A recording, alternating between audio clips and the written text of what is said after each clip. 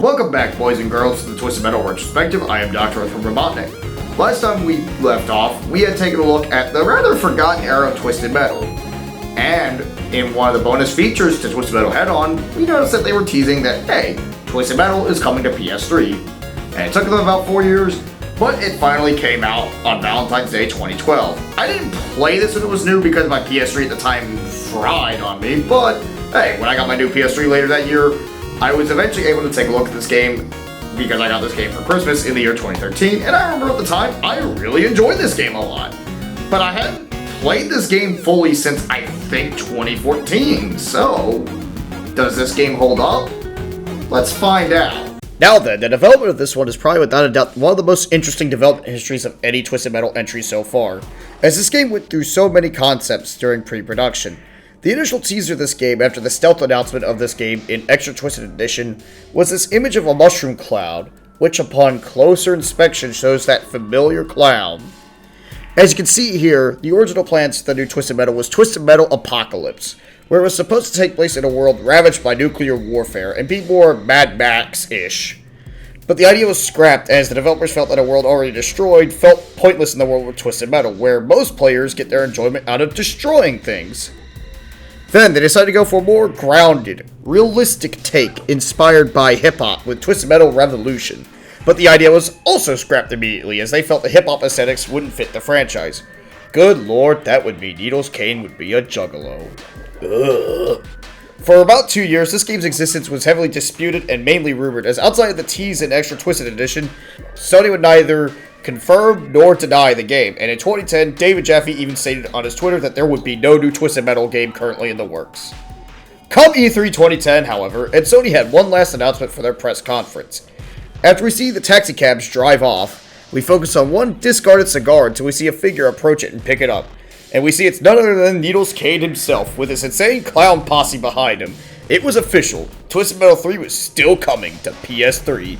And it looked amazing, and it was going to launch with a big badass online mode, which made sense as online gaming really took off this generation with games like Halo 3 and Modern Warfare. Something felt a bit off to me though, as the only characters we had seen in trailers were Needles, Dollface, Grim, and Preacher, and they mainly just kept talking about the online multiplayer in gameplay related showcases. As it turns out, David Jaffe was intending on making it a small downloadable title that was just strictly multiplayer focused, kind of like the Warhawk reboot from 2007. Until Sony, thankfully, approached him to add single-player content. Yes, you heard me correctly. Jaffe intended this to be multiplayer only, and Sony had to tell him to add single-player content.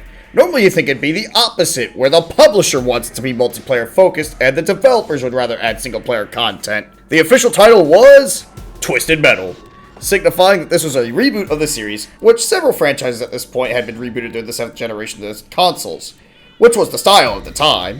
Some reboots of this era helped reinvigorate franchises that needed them the most, like Mortal Kombat, with Mortal Kombat 9 breathing new life into the franchise, but most reboots of this era were failed attempts at kickstarting a franchise, such as DMC 2013 or Bionic Commando 2009. The game was released on Valentine's Day 2012, and for early adopters, you got a free copy of Twisted Metal Black from PSN. Now that's an ideal Valentine's Day. A nice date with dinner, some wine, and some vehicular mayhem alongside a free copy of the pinnacle of car combat. Awesome! So how'd this game fare? Well, this game was probably without a doubt one of the most controversial entries in the franchise amongst the fanbase, even more so than 3 and 4 due to a lot of changes of the game. And as far as sales go, I think this game more than likely flopped, as I can't find exact sales figures, but this is one of the few Twisted Metals that did not get a greatest hits, and according to certain things I've seen like VG charts, I think this game only sold about 700,000 copies. But is the game any good? Let's find out. The story of this game is a new reinvention for the mythos, as most of the established backstory has been altered, as this is a reboot. In this continuity, Calypso is a mysterious man that is the head of a megacorp known as Calypso Industries, but unlike the main continuity where the devil handpicked Calypso to host Twisted Metal to obtain souls for him, this Calypso is all but stated to be the devil. In other words, he's your average 1%er. Anyways, Beth Jesus here hosts Twisted Metal as always, but for some unexplained reason, the public is unaware of the tournament and just brushes it off as unrelated crimes, and those that do know about the tournament are branded as conspiracy theorists. Now, we're going to go into our first story.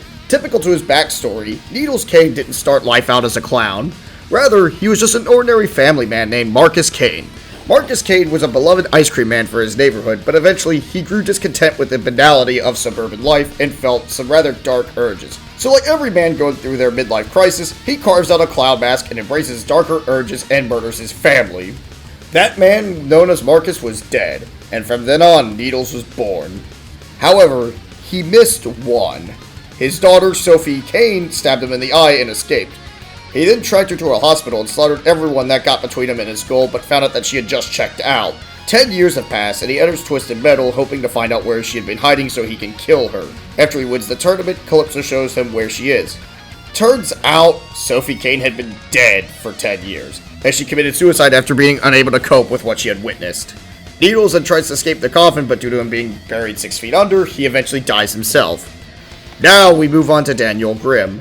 When Mr. Grimm was young, he traveled the world with his father, who was a famous stuntman that met a premature death from a stunt gone wrong. This led Grimm down the path of a life of crime, but Grimm's come to regret his actions. He enters the tournament hoping to go back in time to prevent his father's death.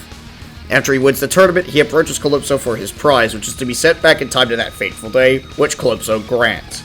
However, he was sent back as his present self, which ends up getting him into a fight with his father, and the car collides with an oncoming vehicle, killing his father.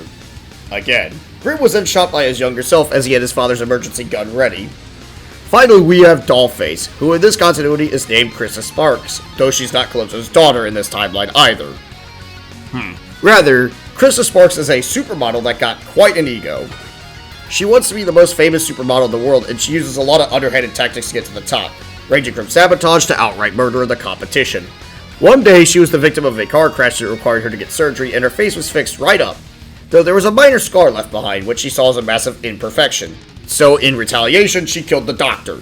She then found a back alley doctor named Dr. Ospilak, gee, real subtle there, that gave her a mask that she had to wear for 7 days that would heal everything. However, 7 days later, the doctor had mysteriously disappeared, and the mask won't come off at all. She enters the tournament hoping to get it removed.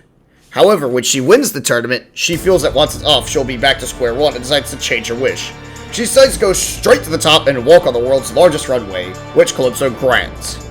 Her elation is short-lived, however, as she finds out she's on an airport runway, and there's an incoming plane. Hey, at least the mask finally came off, though, so it's all good. Throughout the story, we also see the Preacher, who sadly doesn't have his own campaign, but he's one of the few privy to Calypso's true nature. Evidently, Calypso deemed him enough of a threat to send him to what initially seems like Blackfield Asylum, but as the camera pans out, we realize he trapped him in his painting, which traps those that were killed in the tournament into a hellish dimension. We also get to see his trophy case, which is filled with a lot of callbacks from prior Twisted Metal games, alongside the Blades of Chaos from God of War.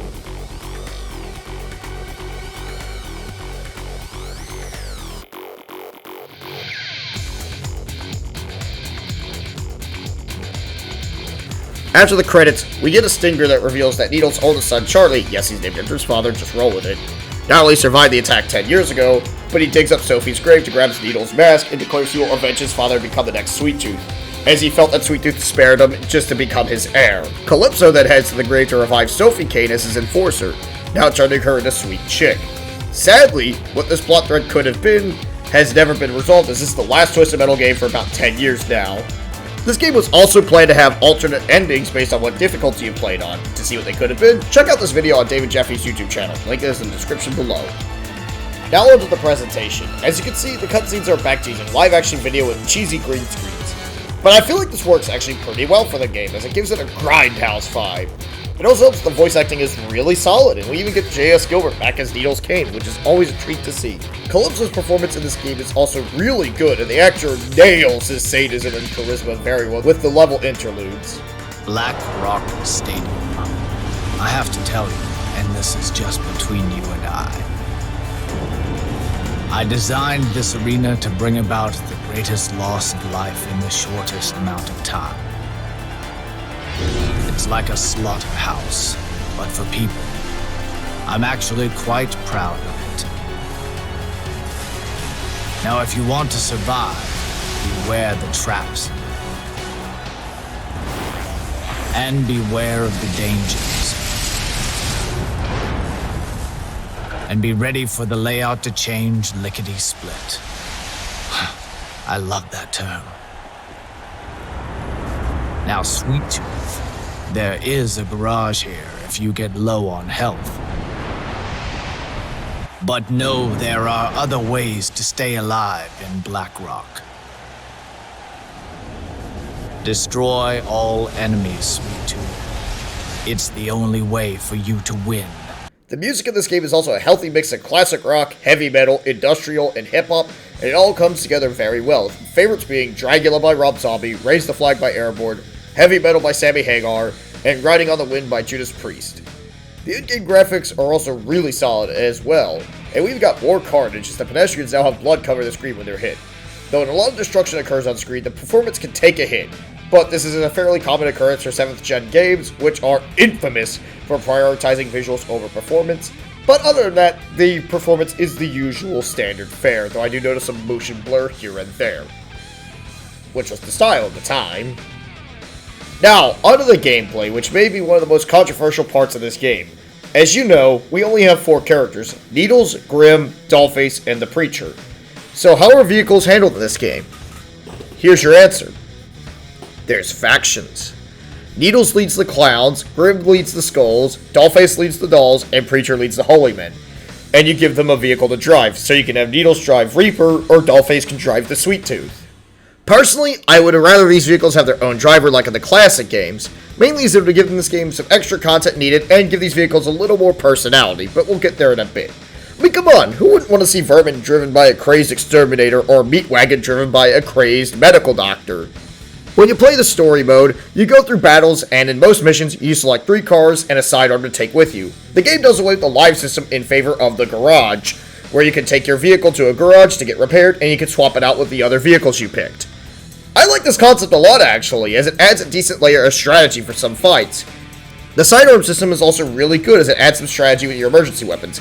Your standard machine guns are the weakest, but they have the most consistent rate of fire, and they never need to be reloaded. The submachine gun fires a quick clip, but it has a reload time, though it reloads the fastest, but it is the weakest. The Magnum Revolver deals decent damage, but needs to be reloaded after 6 shots.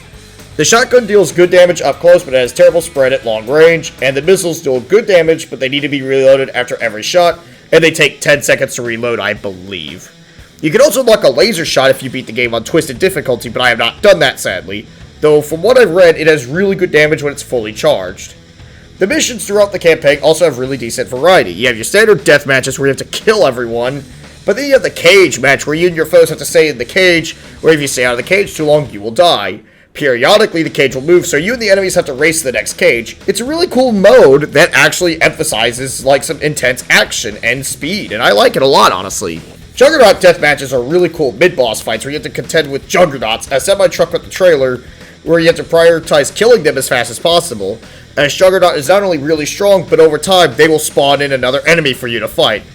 Though the Juggernaut 2.0 fight in Dollface's story can kiss my ass, as you have to fight 2 souped-up Juggernauts with only 1 vehicle, as this mission lacks a garage, and this mission is absolute horseshit. Endurance matches in the story mode are basically score challenges where you need to kill a specific number to win the challenge, but instead of fighting enemies one-on-one, you fight a whole set of enemies at once, and when you take one out, another enemy takes their place, which is kind of cool. However, there's one specific set of missions that suck in this game, and those are the racing missions. Yes, you heard me correctly. There's racing in this game. Most people that played it have grown to despise the races as they are not very well designed. For why these suck, well, allow me to explain. Most importantly, these vehicles are not balanced for a fucking race. If you want to get first place, you have to pick Crimson Fury or Kamikaze, as their speeds ensure victory. I would like to see someone attempt to do these races with Darkseid or Sweet Tooth, as that would be an exercise in frustration. Second, the controls are not designed for a race either. They were designed for car combat, and these physics do not lend themselves well to a race, so precise handling is a crapshoot. And finally, these levels are not designed for a fucking race. They just put in checkpoint gates in the level, miss too many, and you die. And then there's the final race with Dollface that you have to go through these checkpoints to trigger the next checkpoint to appear, and it also involves rooftop jumps as well. To put it bluntly, this game was not meant to be a racing game. It was meant to be car combat. If I wanted to play a racing game with car combat elements, I would just play Jack X Combat Racing instead.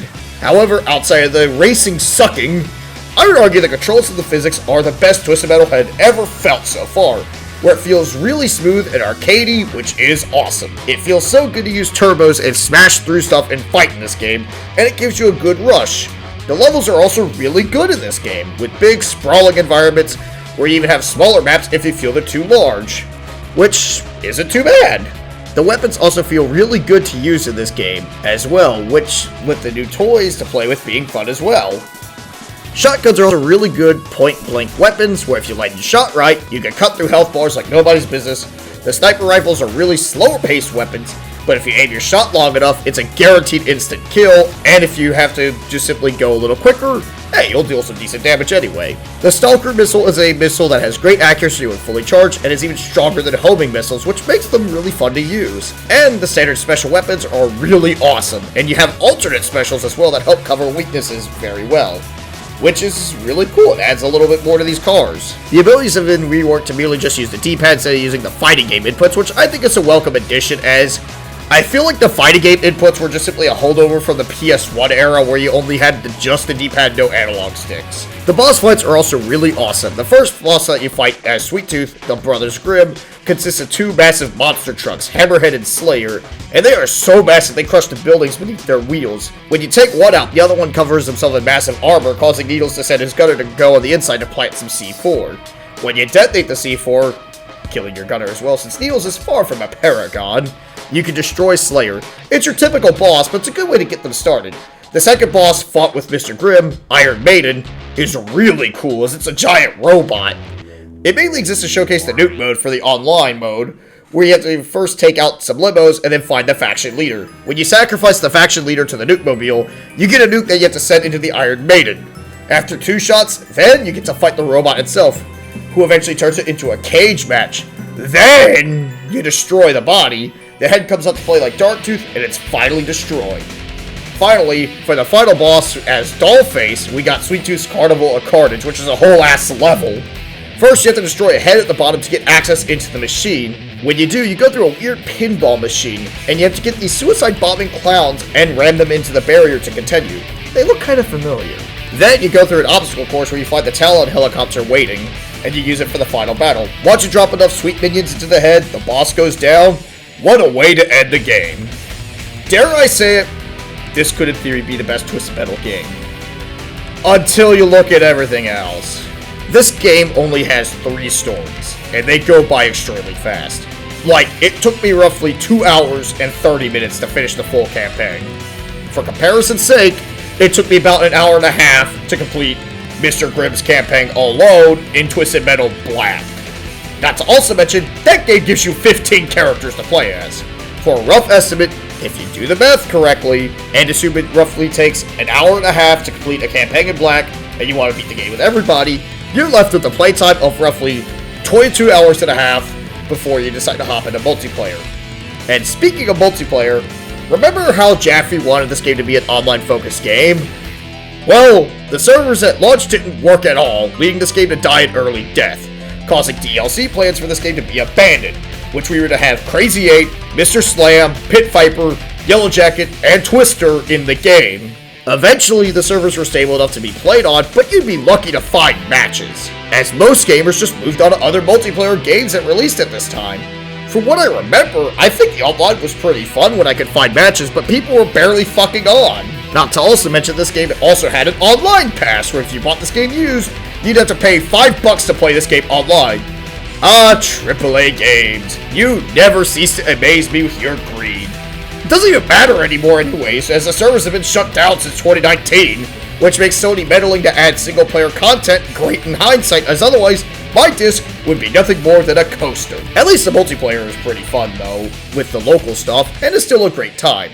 For my score, Twisted Metal 2012 gets a 7 out of 10.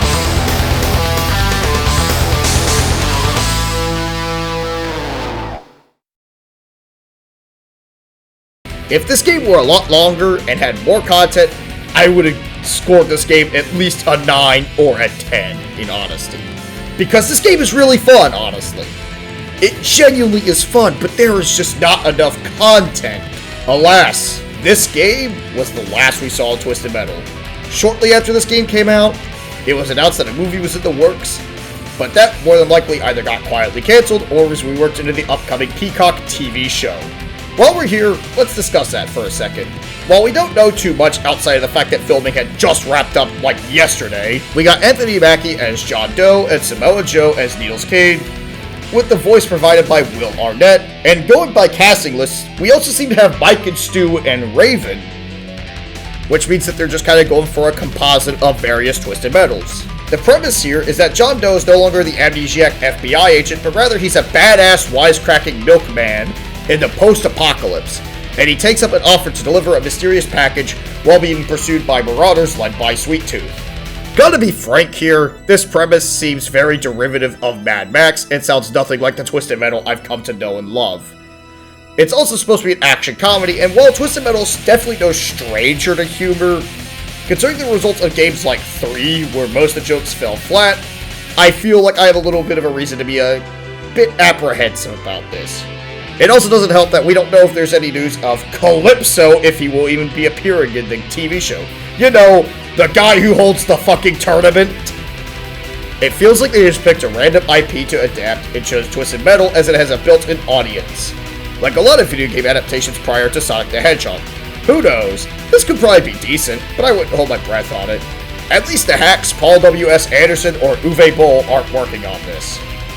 And while there have been rumors of a new Twisted Metal game, we really don't have anything concrete on one existing. I'd love to see a new Twisted Metal game, but I highly doubt we're getting one. If you were to ask me what could be done to reignite interest in the franchise, would be remakes of 1 and 2, kind of like what happened with Crash Insane Trilogy or the Tony Hawk remakes that happened in 2020. Have those games in crispy HD with better performance and some online play, and it seems like it'd be a good idea. And maybe add some extra cut content as well, like Dark Side and Twisted Metal 2. However, despite the drought of Twisted Metal, Sony still acknowledges the series exists, as after 2012, Needles appeared in PlayStation All-Stars as a playable character representing Twisted Metal, and even had a Twisted Metal stage. The Sweet Tooth also appeared in Rocket League for PS4, which was a nice surprise, and hey, they still merchandise Needles, Cade, and the Sweet Tooth a lot as well, so it's still glad to see they acknowledge the series exists, outside of the TV show. Ugh. As for Eat, Sleep, Play, after TM 2012's release, they rebranded it into a mobile game studio, and David Jaffe left right after release to form yet another company. He set out to make a new IP for the PS4 that was going to be a pure online shooter. That was, in his words, free-to-play done right. Before, it was only free-to-play for PlayStation Plus users, and standard users would pay a fee to play. But whatever. That game was known as Drawn to Death, and it was a shooter set inside an edgy high schooler's notebook. I remember being on board with this concept back in the day when it was announced, and I followed the game's development religiously, as I was a huge fan of Jaffe's work. Released for PS Plus users in early 2017, the game came out to astoundingly negative reviews. Oh, I remember being massively disappointed in the game. I was surprised to see Jaffe have a miss, considering how solid his track record was up to that point. I mean, hell, he made the Twisted Metal series. Those are awesome multiplayer games. What the fuck happened here? The gameplay was massively lacking in strategy, the characters looked ugly as fuck, and the humor wasn't funny. It felt like early Newgrounds played straight. I get the idea was to be a parody of the kind of edgy shit teenagers would draw in their notebooks, but it feels like they succeeded too well, as it felt less like a parody and more like the genuine product, giving it an extremely juvenile vibe. As a result, this game feels confused at who it was aimed for, as older gamers would be turned off by the excessively juvenile tone, whereas younger gamers that would think this is the funniest shit ever were excluded from the demographic, as this game was rated M for mature. And while the lore details were kinda cool, not every gamer was gonna give a shit about the lore to this online shooter. Some people just wanted to hop in and game. What really didn't help this game's fate was that it had several more colorful shooters that it had to compete with, like Overwatch, which at the time was still relatively liked by many, and Blizzard was still in a good standing. You also had Paladins, which was free to play. You had Team Fortress 2, which had been around for a few years, and was also free to play at this point. And later in the year, the free-to-play Fortnite launched, which played way fucking better in every way. It had a more silly, irreverent tone that actually felt authentic. Drawn to Death underperformed and was shut down in 2019. Hell, the only positive thing I think I could say about Drawn to Death is that it probably lasted a lot longer than Lawbreakers, but that's not a high bar to pass considering how bad that game fucking flopped. Jaffe nowadays just gets by streaming on his YouTube channel, mostly making clickbait content, and just bitching about games nowadays. Last time he had any notable attention was when he infamously panned Metroid Dread for bad design, when it was explicitly his inability to solve a simple problem, and a few other instances where he has a tendency to make rather controversial tweets like this one. Yes, this tweet is in fact real. He also recently interviewed the Quartering of all fucking people, which I still don't get why. That seemed like a bad idea. And there you have it, folks. That is the end of the series. It sucks it's ended, but hey, we still got some awesome games that we were able to look at, like Twisted Metal 2, Twisted Metal Black, and even this game wasn't too bad. At least it ended on a decent game, instead of an absolute dumpster fire like some other franchises have. But until next time, I'm Dr. Robotnik, and I thank you for watching my Twisted Metal retrospective. If you enjoyed this, please like, comment, and subscribe, and please subscribe to my Patreon if you really want to donate. Until next time, see you all later. Have a good day, everybody.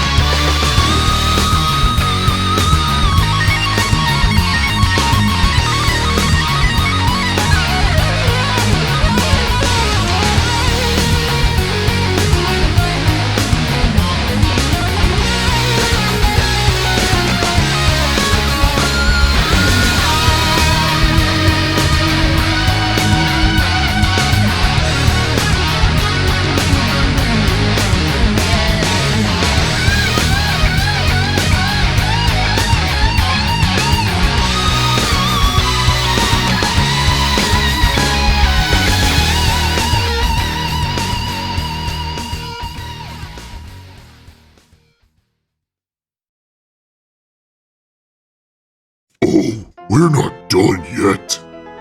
Ha ha ha ha ha! Anti-worm, can't you bother someone else? Oh, not so fast. I heard you like fighting games, so I went and got you a little something. Turn around. This better be good.